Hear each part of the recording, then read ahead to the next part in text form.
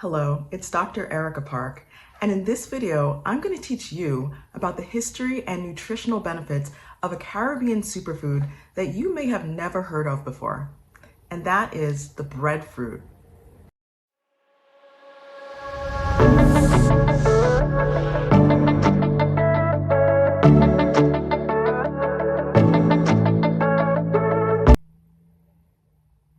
Now, most people who have not spent much time in tropical parts of the world have probably never heard of the breadfruit. I personally have never seen it in a basic grocery store in the United States. I live actually in the Northeast in New Jersey, and unfortunately, I've never been able to get my hands on one up here. But it's something you'll want to try if you're ever in a tropical region of the world.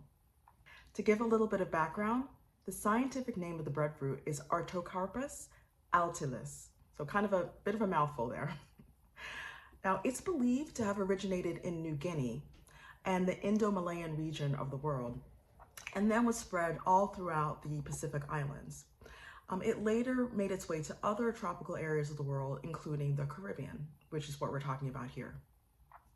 Now, breadfruits grow very quickly and produce fruit within the first year of planting. Each individual breadfruit tree produces 200 to 400 fruits each year.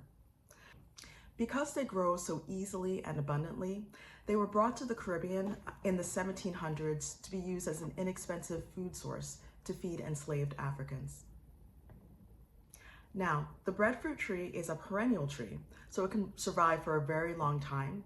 They are also extremely sturdy. They're so sturdy that they're considered to be almost hurricane-proof. It's said that a breadfruit tree that has been damaged in a hurricane can actually regrow itself. Now, talking about the fruit itself, the breadfruit has an interesting, a very unique appearance.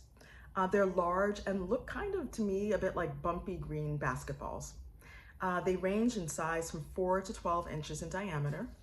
And when one is cut open, the flesh on the inside of it is like a creamy white color or a pale yellow color. Now, breadfruit got its name for an obvious and good reason. Now, when it's cooked, especially when it's roasted, it can develop a texture and a flavor that is a little bit reminiscent of freshly baked bread, so thus the breadfruit. It's slightly sweet with a kind of chewy consistency. You can cook breadfruit in many ways. As I noted, one way is roasted, but you can also fry it or boil it. A popular way to cook it in the Caribbean is to combine it with some other ingredients. So some of those include things like coconut milk, thyme, pepper, onions, garlic. The name of this dish is called a breadfruit rundown. Now, as I noted, where I live in New Jersey, I cannot get my hands on breadfruit here. They don't sell it in the stores that I've seen, at least near me.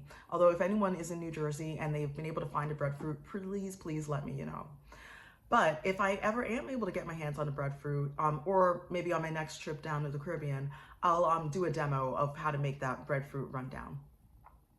Now, on to the health benefits, of which there are many. Now, breadfruit contains some key vitamins and minerals, including vitamin C, potassium, magnesium, and several B vitamins. The B vitamins in particular support energy production, help to maintain healthy skin, and also make sure that your nervous system is working properly. Breadfruit is also an excellent source of dietary fiber, which is important for maintaining a healthy digestive system. The fiber helps to prevent constipation and make sure that you have regular bowel movements. And in addition, the fiber helps to grow beneficial gut bacteria that improve your absorption of nutrients. Another really nice benefit of breadfruit is that it has a low glycemic index. Now, this causes the glucose to move slowly into your bloodstream, preventing rapid spikes in your blood sugar level. The breadfruit, for this reason, can be a good choice for people who are diabetic. But even if you are not diabetic, the low glycemic index can be beneficial because really having rapid spikes and drops in your blood sugar is not good for anybody. It can lead to fatigue. It can also lead to difficulty with concentration. It can affect your mood. It can cause brain fog. So really keeping that glycemic index stable with foods like breadfruit is a very helpful thing to do.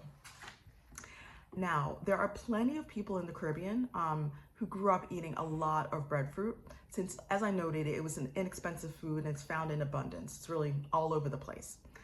My father, who grew up in Antigua, said that he ate breadfruit so often as a child that for years he couldn't even look at a breadfruit. It was that much. However, I have to say my dad is thriving at the distinguished age of 88 years old, really in pretty good health, I'd have to say. So I kind of wonder if all of that breadfruit that he ate as a child had something to do with it. Thank you so much for watching. If this content resonated with you and brought you value, I'd appreciate it if you would like, comment, and subscribe. When you comment, let me know if you've heard of breadfruit. Have you tried it before? Do you have any recipes that you like for breadfruit and maybe in your country or that you've heard of in any other setting? So I do appreciate you. I'm grateful to be here with you on your journey to optimal health, and have a happy, healthy, and beautiful day.